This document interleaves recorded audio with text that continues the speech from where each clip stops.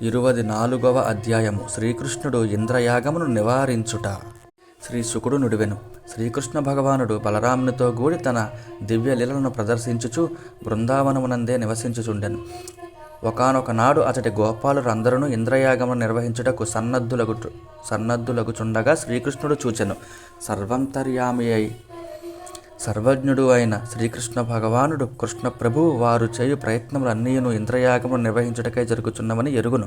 అయినను ఏమియూ తెలియని వాని వలె ఆ స్వామి సవినయముగా నందుడు మొదలగు వృద్ధ గోపాలులను ఇట్లడిగెను. నాయన, ఇప్పుడు జరుగుచున్న ఈ కోలాహలము అంతయు దేనికి? దీని ప్రయోజనమేమి? ఏ దేవత కొరకై ఇది ఉద్దేశింపబడినది? దీనిని నిర్వహించుటకై కావలసిన సాధన సంపత్తి ఎట్టిది? ఎవరు నిర్వహించెదరు? ఈ విషయములను నాకు విపులముగా తెలుపుము. తండ్రి, వీటిని అన్నింటినీ గూర్చి తెలుసుకొనవలనని నేను మిగుల కుతూహలపడుచున్నాను. స్వపరభేదము లేనట్టి సత్పురుషులు ఇతడు మిత్రుడు, ఇతడు శత్రువు, ఇతడు ఉదాసీనుడు అని భావింపరు గదా. ఉదాసీనుని శత్రువు వలె వర్ణింపవలను, మిత్రుని తన ఆత్మీయునిగా భావింపవలను. కావున మీ ప్రయత్నములు గోప్యములు గానిచో అన్నింటినీ వివరముగా తెలుపుడు. సాధారణముగా లోకములో అందరూ జనులు తాము చేయు పనులను గూర్చి లోతుగా తెలుసుకొని చేయుచుందురు. మరికొందరు లోతుపాతులు తెలియకుండాను లోకాచారములు అనుసరించి ఆయా కార్యములను ఆచరించుచుండుట పరిపాటి. తెలిసి చేసిన వారి కార్యములు సఫలమైనట్లుగా తెలియక చేసిన వారి కృత్యములు ఫలింపవు. కావున మీరందరూ తలపెట్టిన ఈ కార్యక్రమము శాస్త్ర సమ్మతమేనా? పెద్దలను బాగుగా విచారించియే చేయుచున్నారా, లేక లౌకిక ఆచారమా? నేను జిజ్ఞాసతో అడుగుచున్నాను, స్పష్టముగా తెలుపుడు. అంతట నందుడు ఇట్లనెను. నాయన, ఇంద్రుడు సకల దేవతలకును ప్రభువు. వర్షాది దేవత అతడే. మేఘములన్నీయును ఆ స్వరపతి ఆజ్ఞను అనుసరించియే ప్రవర్తించుచుండును. అవి ప్రాణులను సంతృప్తిపరచుటకై అతని ఆదేశము ప్రకారము జలములను వర్షించుచుండును. జలములే ప్రాణులకు జీవనాధారములు గదా. నాయనా కృష్ణ, మేము అందరము మేఘములకు అధిపతి అయిన ఆ దేవేంద్రుని సంతృప్తి పరచుటకై ఈ యజ్ఞమును ఆచరించుచున్నాము. ఆయన అనుగ్రహమున పడుచున్న వర్ష జలముల వలన పచ్చికలు పెరుగుచున్నవి, పొలములు సస్యశ్యామలములు అగుచున్నవి. ఆ పచ్చికలను మేసి గోవులు సుదృఢములై ఆరోగ్య భాగ్యములతో వర్ధిల్లుచున్నవి. ఆ ఆవుల వలన లభించిన పాలు, పెరుగు, నేయి మొదలగు ద్రవ్యముల ద్వారా జనులు ఈ ఇంద్రయాగమును ఆచరించుచున్నారు. ఇంద్రయాగమును ఆచరించుట వలన లభించిన పాడి పంటల వలన ప్రాణుల సుఖజీవనము కొనసాగుచున్నది. ఆ విధముగా మానవుల యొక్క ధర్మార్థ కామములు అనేది పురుషార్థములకు యజ్ఞములు మూలములగుచున్నవి. కావున మానవాళి యొక్క వ్యవసాయాది కార్యములకు ఫలములను ఇచ్చుచున్నవాడు ఇంద్రుడే.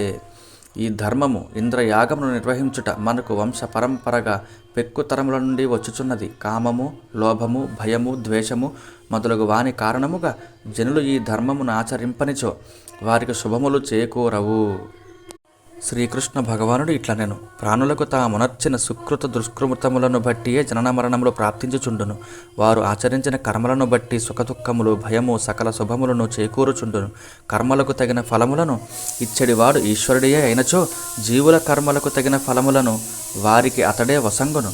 అంతేగాని కర్మలు చేయని వారికి అతడు ఎట్టి ఫలములను ఇయ్యడు గదా. ప్రాణులన్నీయును తమ తమ కర్మలను బట్టి తగిన ఫలములను అనుభవించుచున్నప్పుడు ఇంద్రుని యొక్క అవసరమేముండును? పూర్వ సంస్కారములను అనుసరించి మానవులు తమ కర్మ ఫలములను పొందుచుందురు. వాటిని మార్చుటకు ఆ ఇంద్రునకు కూడా సాధ్యము కాదు. కనుక అతని వలన ప్రయోజనము ఏమి? మానవుడు తన స్వభావమునకు, పూర్వ సంస్కారమునకు అధీనుడు. అతడు దానిని అనుసరించుచుండును. దేవతలు, అసురులు, మానవులు మొదలగు ప్రాణులతో కూడిన జగత్తంతయును స్వభావము పైననే, పూర్వ సంస్కారముల మీదనే ఆధారపడి ఉన్నది. జీవుడు తన కర్మలకు అనుగుణముగా ఉత్తమ, అధమ, మనుష్య, తిర్యగాది దేహములను పొందుచుండును, విడిచిపెట్టుచుండును. జనులు తమ కర్మలను అనుసరించియే ఇతడు మిత్రుడు, శత్రువు, ఉదాసీనుడు అని వ్యవహరించెదరు. అంతెందుకు, కర్మయే గురువు, కర్మయే ఈశ్వరుడు. అందువలన మానవుడు తన పూర్వ సంస్కారములను అనుసరించి తన వర్ణాశ్రమ ధర్మములను పాటించుచు కర్మలను ఆచరింపవలను. తద్వారా మనుష్యుని జీవితము సుఖముగా గడుచును. అదియే అతని పాలిటి దైవము. స్త్రీ తన భర్తను వంచించి జారుని విటుని సేవించినచో ఆ వ్యభిచారినికి ఎన్నడూను శాంతి చేకూరదు. అట్లే మనుష్యుడు తన జీవికకు, జీవనోపాధికి ఆధారమైన దేవతను, స్వకర్మను త్రోసిపుచ్చి మరి ఒక దేవతను, కర్మను చేపట్టినచో అతనికి ఎన్నటికీ సుఖములు దక్కవు. బ్రాహ్మణులు వేదాధ్యయనము, అధ్యాపనము వలనను, క్షత్రియులు ప్రజాపాలన వలనను, వైశ్యులు తమ వృత్తుల వలనను, శూద్రులు ద్విజులను సేవించుచును తమ జీవితములను కొనసాగింపవలెను. వ్యవసాయము, వాణిజ్యము, గోరక్షణము, ధర్మవడ్డీ వ్యాపారము అని వైశ్యుల యొక్క వార్తా వృత్తి జీవనోపాధి 4 విధములు. మనము ఈ 4ంటిలో కేవలము గోపాలనమునే, గోరక్షణమునే నడుపుచున్నాము. తండ్రి, ఈ జగత్తు యొక్క స్థితికి సత్వగుణము, ఉత్పత్తికి రజోగుణము, లయమునకు తమోగుణము కారణములు. నానావిధ ప్రాణులతో కూడిన ఈ జగత్తు యొక్క ఉత్పత్తి రజోగుణ ప్రభావమున స్త్రీ పురుషుల సంయోగము వలన జరుగుచుండును. ఆ రజోగుణ ప్రేరణ చేతనే మేఘముల అంతటను జలములను వర్షించుచుండును. ఆ జలముల వలన ఆహారోత్పత్తి జరుగుచుండును. తద్వారా ప్రాణుల ఉత్పత్తియు జీవనము కొనసాగుచుండును. ఇందులో ఇంద్రుని ప్రమేయము ఇసుమంతయునూ లేదు కనుక అతడు మనకు ఏమి హాని చేయగలడు?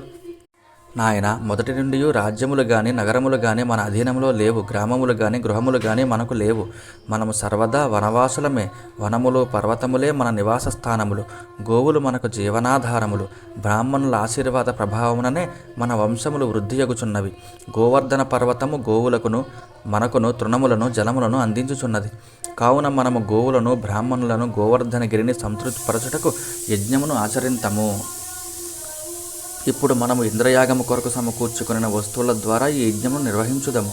కనుక వెంటనే మనము వివిధములకు శాఖపాకములను, పాయసము మొదలగు మధుర పదార్థములను, పప్పు కూరలను, జంతికలను, అపూపములను, బూరెలు, అరిసెలు మొదలగు వారిని చెక్కిలములను వండింతము. వ్రజభూమి యందు లభించడి పాలను పాయసాదుల కొరకు ఒక చోట చేర్చుదము. బ్రహ్మవేత్తలైన బ్రాహ్మణుల ద్వారా హోమ కార్యములను నడిపింతము. వారికి మృష్టాన్న భోజనములను పెట్టింతము.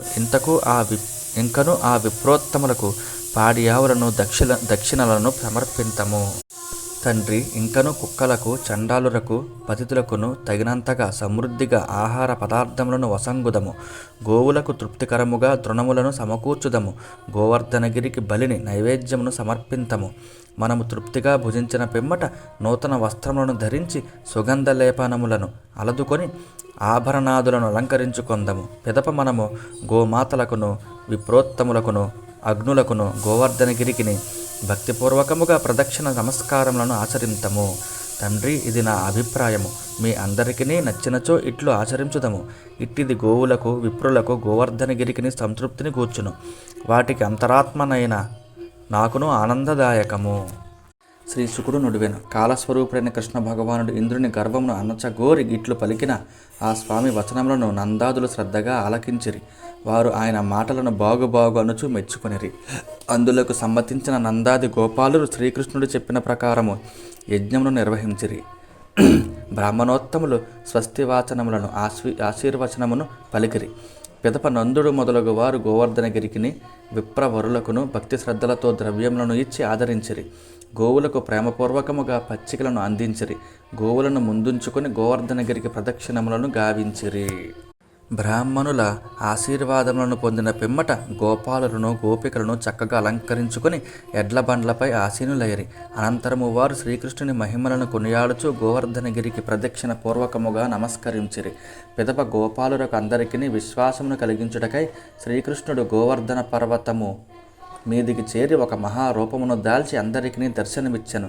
పిమ్మట ఇటు చూడుడు, నేనే గోవర్ధనగిరిని అని పలుకుచు గిరికి నివేదించిన పదార్థములన్నింటినీ తానే ఆరగించెను. అంతటా ఆ మహాత్ముడు గోపాలుల మధ్య చేరి తన మహారూపమునకు తానే నమస్కరించెను. పిమ్మట శ్రీకృష్ణుడు ఈ శైలము మహారూపమున సాక్షాత్కరించి అనుగ్రహించుచున్నది చూడుడు, ఇది మిగులు ఆశ్చర్యకరము. ఈ గోవర్ధనగిరికి కామరూపమును ధరించునట్టి శక్తి కలదు. దీని మహిమను ఎరుగక అవహేళన చేయునట్టి వనవాసులను ఇది నశింపజేయును. కనుక మన అందరి క్షేమమునకై, మన గోవుల క్షేమమునకై ఈ దివ్యగిరికి ప్రణమిల్లుదము అని నుడివెను. ఈ విధముగా శ్రీకృష్ణుడు ప్రేరేపింపగా నందాది గోపాలురు గోవర్ధనగిరిని, గోవులను, బ్రాహ్మణోత్తములను విద్యుక్తముగా పూజించిరి. పిమ్మట వారు అందరూ శ్రీకృష్ణ సహితులై బృందావనమునకు చేరిరి. జై శ్రీకృష్ణ.